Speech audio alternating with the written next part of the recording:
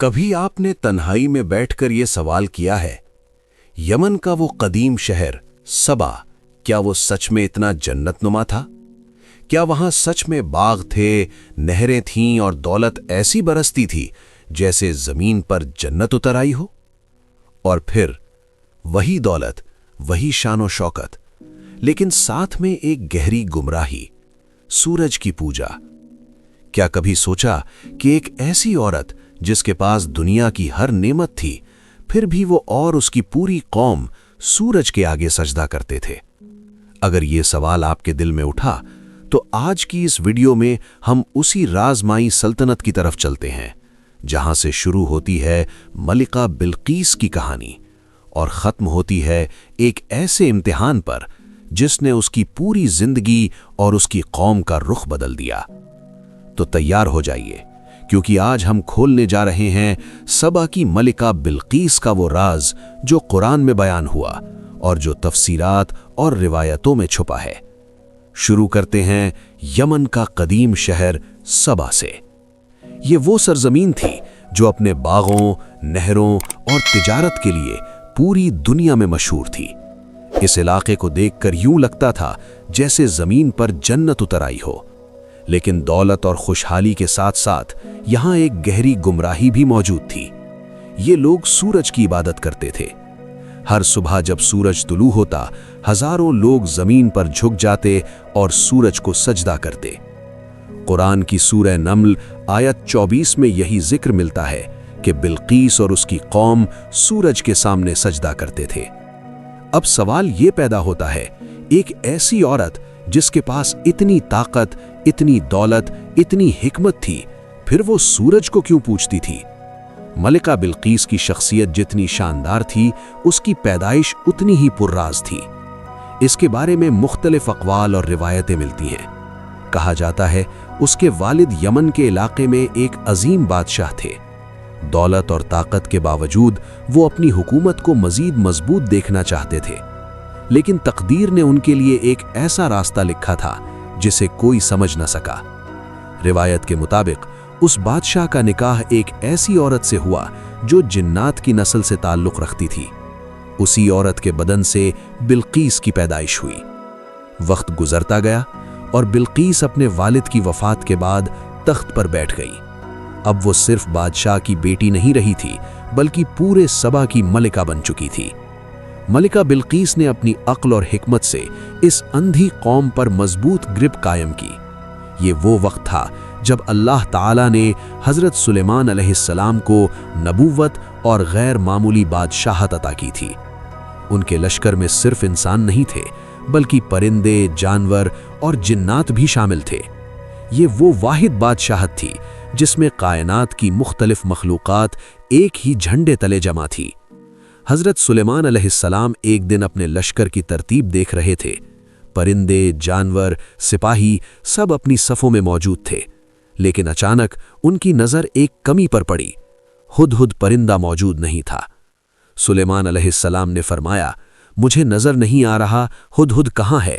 اگر وہ بغیر وجہ کے غیر حاضر ہوا تو میں اسے سخت سزا دوں گا، مگر اگر اس کے پاس کوئی ٹھوس دلیل ہوئی تو میں اسے معاف کر دوں گا۔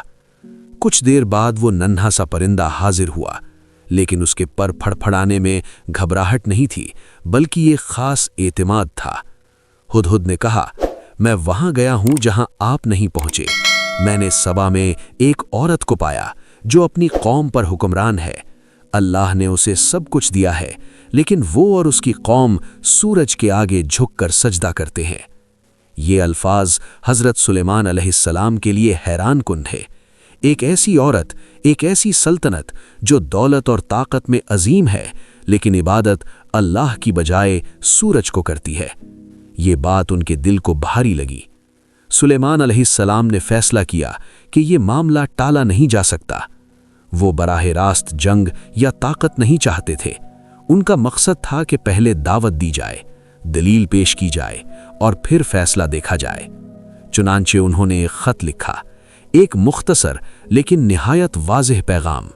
سورہ نمل آیت 30-31 میں یہ خط سلیمان کی طرف سے ہے اور یہ اللہ کے نام سے ہے جو بڑا مہربان، نہایت رحم والا ہے۔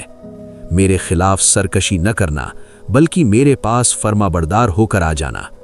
یہ الفاظ پورے ہال میں گونج اٹھے۔ ایک لمحے کے لیے سب خاموش ہو گئے، پھر سرگوشیاں شروع ہو گئیں۔ کچھ کے چہروں پر حیرت تھی، کچھ کے چہروں پر خوف۔ بلقیس نے وزراء کی طرف نگاہ ڈالی اور کہا، اے سرداروں، مجھے اس معاملے پر تمہاری رائے چاہیے۔ ایک وزیر آگے بڑھا اور غرور بھرے لہجے میں بولا، ہم ایک بڑی سلطنت ہیں، ہماری فوجیں طاقتور ہیں، اگر سلیمان جنگ چاہتا ہے تو ہم اس کا مقابلہ کریں گے۔ دوسرے وزیر نے بھی تائید کی، ہمارے پاس ہاتھیوں کے لشکر ہیں، ہماری سرزمین زرعی طاقت سے بھری ہوئی ہے، ہمیں پرندے یا کوئی خط ہمیں خوفزدہ نہیں کر سکتا۔ لیکن بلقیس خاموشی سے انہیں دیکھتی رہی۔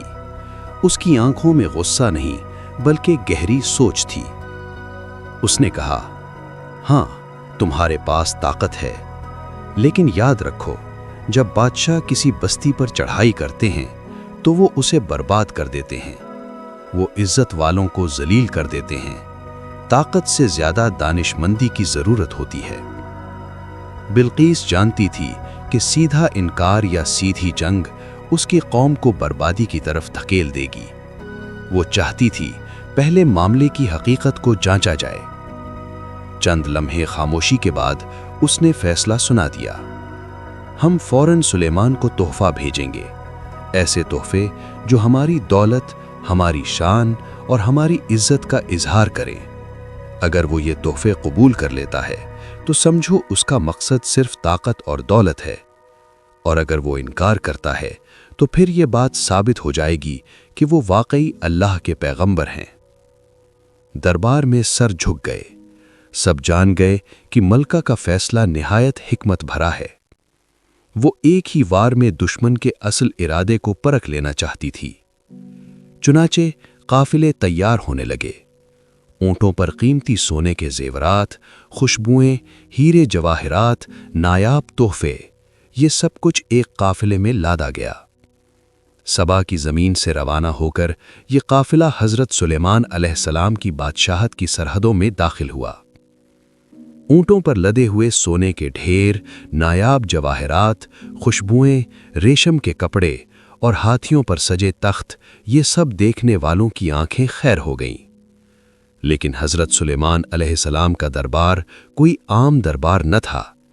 یہ وہ مقام تھا جہاں انسان، پرندے اور جنات سب اکٹھا تھے۔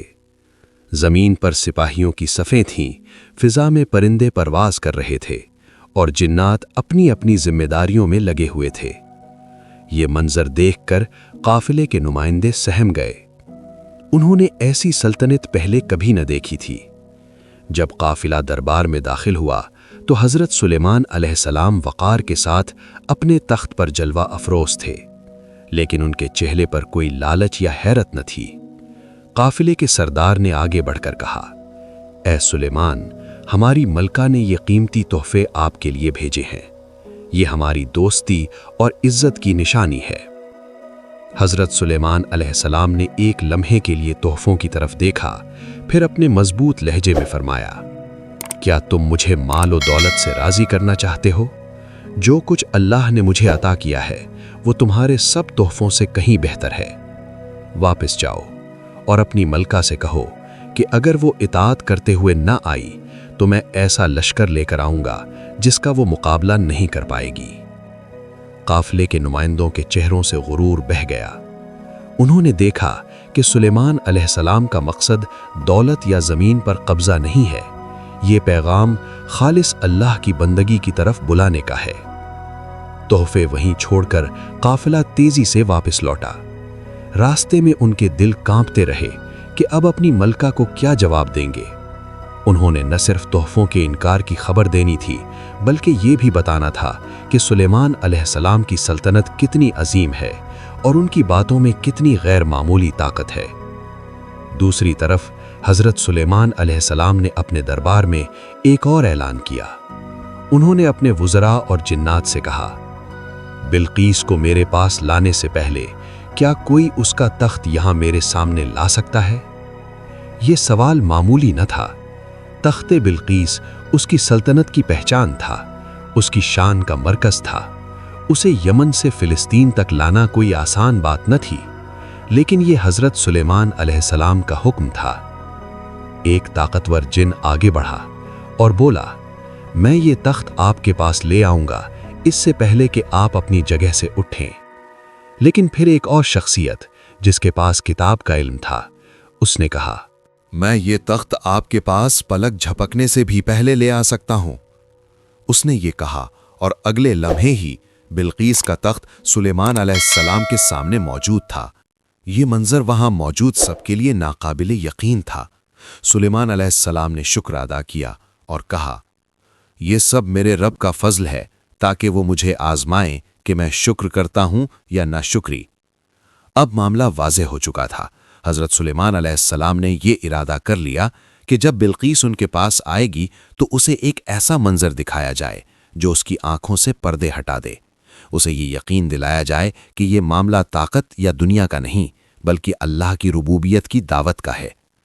سبا کے دربار میں واپسی پر قافلے نے جو خبریں اس وقت بلقیس کے لیے چونکا دینے والی تھیں، تحفے واپس کر دیے گئے اور یہ پیغام بھی بھیجا گیا کہ اگر اطاعت نہ کی گئی تو ایک ایسا لشکر آئے گا جو سبا کی سرزمین کو روند ڈالے گا۔ بلقیس خاموشی سے سب سنتی رہی۔ اس کے چہرے پر غصہ نہیں بلکہ حیرت اور خوف کے آثار تھے۔ اس نے سوچا، اگر یہ سلیمان محض ایک بادشاہ ہوتا تو دولت قبول کر لیتا، لیکن اس نے مال کو ٹھکرا دیا ہے۔ اس کی سلطنت عام نہیں، اس کے پاس کوئی ایسی طاقت ہے جو انسانی بس سے باہر ہے۔ چنانچہ بلقیس نے فیصلہ کیا کہ وہ خود حضرت سلیمان علیہ السلام سے ملاقات کرے گی۔ یہ سفر نہ صرف ایک رانی کا تھا بلکہ ایک قوم کے مستقبل کا فیصلہ بھی تھا۔ دن گزرتے گئے، قافلہ چلتا رہا اور آخرکار وہ لمحہ آیا جب بلقیس اپنے جاہ و جلال کے ساتھ حضرت سلیمان علیہ السلام کے دربار میں داخل ہوئی۔ لیکن جو کچھ اس نے دیکھا وہ اس کی توقع سے بالکل مختلف تھا۔ دربار میں شان و شوکت کے ساتھ سکون اور وقار کا ایک عجیب امتزاج تھا۔ انسان، پرندے اور جنات ایک ہی ترتیب میں کھڑے تھے۔ یہ نظام و ضبط بلقیس کے لیے ناقابل یقین تھا۔ حضرت سلیمان علیہ السلام نے بلقیس کو دیکھتے ہی اس کے لیے ایک امتحان تیار کیا۔ وہ اس کے سامنے اس کا تخت رکھوا چکے تھے، وہی تخت جو پلک جھپکتے ہی یمن سے لایا گیا تھا۔ سلیمان علیہ السلام نے مسکرا کر پوچھا، کیا یہ تمہارا تخت ہے؟ بلقیس اس لمحے بھر کو ٹھٹک گئی۔ اس نے غور سے دیکھا، یہ بالکل اس کے تخت جیسا تھا، لیکن کچھ تبدیلیاں بھی کی گئی تھیں۔ یہ سوال نہایت باریک تھا۔ اگر وہ کہتی ہاں تو ممکن تھا کہ امتحان میں پھنس جائے، اگر کہتی نہیں تو حقیقت کے خلاف ہوتا۔ چند لمحے سوچنے کے بعد اس نے نہایت حکمت سے جواب دیا، یہ تو بالکل میرے تخت جیسا ہے۔ یہ الفاظ اس کی عقل اور احتیاط کا ثبوت تھے۔ اس نے حقیقت کو جھٹلایا بھی نہیں اور جلد بازی میں فیصلہ بھی نہیں کیا۔ یہ دیکھ کر حضرت سلیمان علیہ السلام کے دربار میں موجود سب کو اندازہ ہوا کہ بلقیس محض ایک رانی نہیں بلکہ ایک غیر معمولی ذہانت رکھنے والی عورت ہے۔ لیکن امتحان ابھی ختم نہیں ہوا تھا۔ حضرت سلیمان علیہ السلام اسے ایک اور مقام پر لے گئے۔ یہ ایک شیشے کا محل تھا۔ محل کی زمین اس قدر شفاف تھی کہ اس کے نیچے بہتا ہوا پانی اور تیرتی ہوئی مچھلیاں بالکل صاف دکھائی دیتی تھیں۔ یہ منظر دیکھ کر بلقیس نے سمجھا کہ یہ واقعی پانی ہے۔ اس نے اپنا لباس ذرا اوپر کیا تاکہ پانی میں نہ بھیگے۔ حضرت سلیمان علیہ السلام مسکرائے اور فرمایا، یہ پانی نہیں، یہ شیشے کا فرش ہے۔ یہ منظر بلقیس کے لیے فیصلہ کن تھا۔ اس نے سمجھ لیا کہ یہ بادشاہت عام نہیں، یہ علم اور حکمت کی بنیاد پر قائم ہے۔ یہ صرف انسانوں کی طاقت نہیں بلکہ اللہ کی قدرت کا مظہر ہے۔ اور وہ لمحہ آ گیا جب بلقیس کے دل نے جھکنا شروع کر دیا۔ اس نے اپنے لبوں سے وہ کلمات ادا کیے جنہوں نے اس کی زندگی بدل دی۔ میں اللہ پر ایمان لاتی ہوں جو سلیمان کا رب بھی ہے اور میرا بھی۔ یہ جملہ اس کے ماضی کے تمام غرور اور شک کو توڑ گیا۔ سورج کی پوجا کرنے والی ایک عظیم سلطنت کی رانی اب لا الہ الا اللہ کی بندگی میں داخل ہو چکی تھی۔ اب سوال یہ ہے کہ اس پورے قصے میں قرآن نے کیا بیان کیا ہے اور کون سی تفصیلات ہمیں تفاسیر اور تاریخی روایتوں سے ملتی ہیں۔ قرآن کی سورہ النمل آیت نمبر 20 سے 44 تک اس قصے کا تفصیلی ذکر ملتا ہے۔ تفاسیر اور تاریخی روایتوں میں بعد میں ذکر ملتا ہے کہ ملکہ بلقیس آدھی انسان اور آدھی جن تھی۔ کہا جاتا ہے کہ اس کی والدہ ایک جنات کی عورت تھی اور باپ انسان تھا۔ یہ روایت زیادہ تر اسرائیلیات کے ذریعے پہنچی ہے اور مفسرین نے اسے بیان ضرور کیا، لیکن قطعی حکم کے طور پر نہیں، بلکہ اس کے محل، اس کے تخت کی بناوٹ اور اس کی شخصیت کے متعلق مختلف تفصیلات بھی کتب تاریخ میں مشہور ہیں۔ بعض روایتوں کے مطابق اس کے پاؤں اور پنڈلیاں جنات کی طرح بالوں سے بھری ہوئی تھیں، اور یہی وجہ تھی کہ حضرت سلیمان علیہ السلام نے شیشے کے محل میں اسے آزمایا تھا۔ یہ روایت بھی قرآن میں نہیں بلکہ تفاسیر اور قدیم حکایتوں میں ملتی ہے۔ کچھ مفسرین کا کہنا ہے کہ اس نے ایمان لانے کے بعد حضرت سلیمان علیہ السلام سے نکاح بھی کیا، لیکن یہ روایت بھی اختلافی ہے۔ اصل حقیقت قرآن نے نہ تو بلقیس کے جن ہونے کی بات کہی، نہ اس کے جسمانی اوصاف کی وضاحت کی۔ قرآن نے صرف اس کی قوم کے عقیدوں، اس کی عقل و دانش اور آخرکار اس کے ایمان لانے کو ذکر کیا ہے۔ اس سے یہ واضح ہوتا ہے کہ قرآن کا مقصد محض کہانی سنانا نہیں بلکہ ہدایت دینا ہے کہ دنیا کی سب سے طاقتور رانی بھی آخرکار اللہ کے آگے جھک گئی۔ تو میرے بھائیوں اور بہنوں، اس پوری داستان سے ہمیں کیا سبق ملتا ہے؟ کیا طاقت، دولت اور شان و شوکت اللہ کی بندگی کے سامنے کچھ بھی نہیں؟ کیا حکمت اور عقل ہمیشہ طاقت سے اوپر ہوتی ہے؟ اگر یہ بات آپ کے دل کو چھو گئی تو لائک ضرور کریں۔ کامنٹ میں لکھیں آپ اس کہانی سے سب سے زیادہ کیا سبق لے رہے ہیں، اور سبسکرائب کر کے بیل آئیکن دبا دیں تاکہ ایسی روحانی اور حقیقت سے بھری ویڈیوز آپ کو ملتی رہیں۔ اللہ حافظ۔